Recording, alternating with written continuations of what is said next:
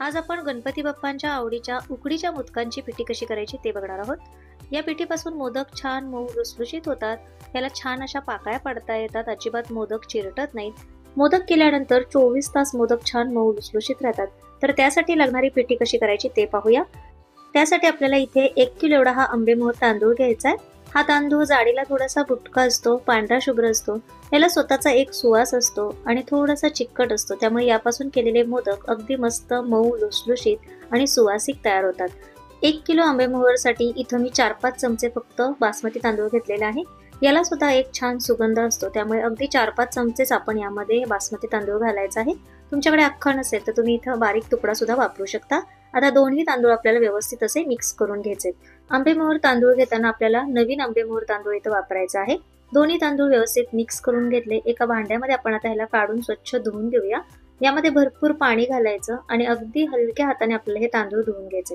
तांदूळ धुताना खूप जास्त आपल्याला चोळून तांदूळ धुवायचे नाहीये।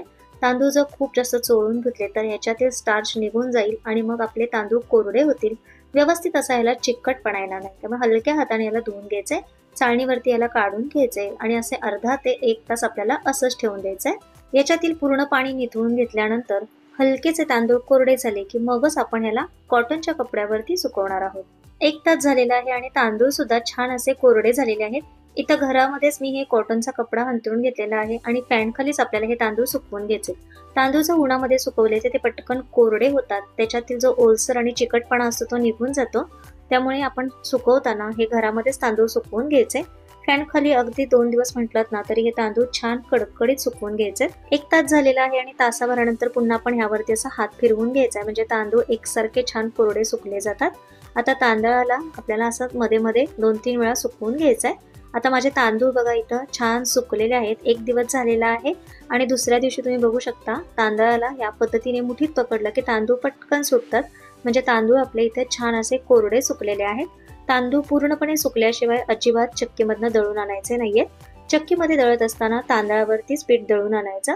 आणि दुसरं म्हणजे घरामध्ये जर गरगंटी असेल तर त्यावरती हे तांदूळ दळले तर अगदी मस्त अशी पांढरी शुभ्र पिठी बनवून तयार होते। तर 1 किलोची माझी इथं मोदकाची पांढरी शुभ्र अशी सुवासिक पिठी बनवून तयार झालेली आहे।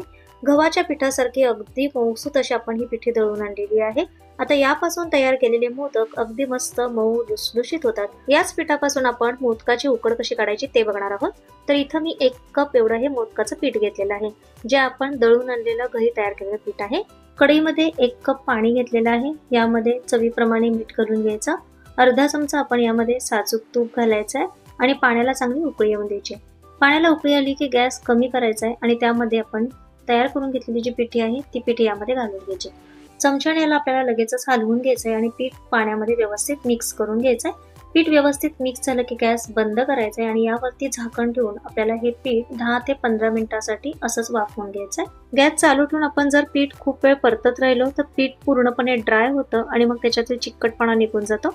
15 मिनिटांनंतर पिठाला छान अशी वाफ बसलेली आहे आणि आता हे पीठ आपण परातीमध्ये काढून घेऊया। पीठ गरम असतानाच आपल्याला मळून घ्यायचं आहे। पीठ गरम आहे त्यामुळे तुम्ही लगेचच हाताने पीठ न मळता ह्याला स्मॅशरच्या साह्याने किंवा ग्लासच्या साह्याने याला चांगलं मळून घेतलं ना तरीही चालेल। इथं मी थोडंसं कोमट पाणी घेतलंय। कोमट पाण्याचा हात घेऊन आपण हे पीठ मळून घेणार आहोत। मला सवय असल्यामुळे मी हे थोडंसं हातानंच पीठ मळून घेतेय। पिठाची उकड चांगली बसली की पिठाचे मोदक सुद्धा छान मऊ लुसलुशीत होतात। त्यामुळे पीठ आपल्याला अगदी 2 ते 3 मिनिटं छान एकसारखं मळून घ्यायचं आहे।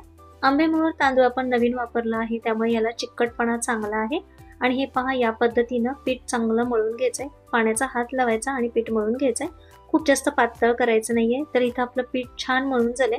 पिठाला चांगलं मळून घेतलं की पिठाला छान असा लवचिकपणा येतोय आणि यामुळे आपले मोदक पारी करताना चिरटत नाहीत। मोदक केल्यानंतर ते अजिबात फाटत नाहीत। असे मस्त असे आपले इथे मऊ लुसलुशीत मोदक बनवून तयार होतात आणि एकदा हे तुम्ही मोदक तयार केले की अगदी दिवसभर हे मोदक छान मऊ लुसलुशीत राहतात।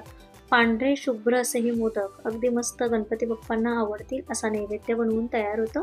तुम्ही जर या अगोदर कधी अशी पिठी तयार केली नसेल तर या पद्धतीने पिठी तुम्ही एकदा नक्की ट्राय करून पहा आणि तुमचे मोदक कसे झाले हे मला कमेंट्स करून सांगायला विसरू नका।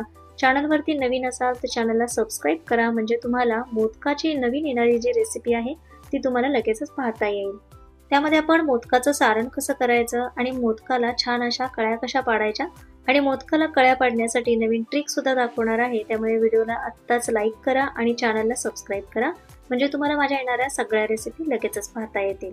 पारीमध्ये बसेल एवढं सारण आपण यामध्ये भरून घ्यायचंय. जितकं जास्त सारण भराल तितके मोदक खायला छान लागतात.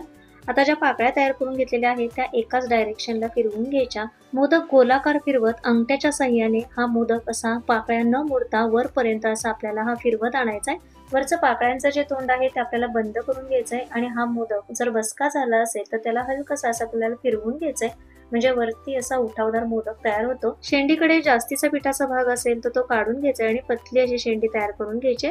तर असे अगदी मस्त असे मोदक आपल्याला या पिठीपासून तयार करता येतात. यंदाच्या गणेशोत्सवासाठी तुम्ही या पद्धतीची पिठी तयार करून असे मस्त सुबक मोदक नक्की ट्राय करून पहा.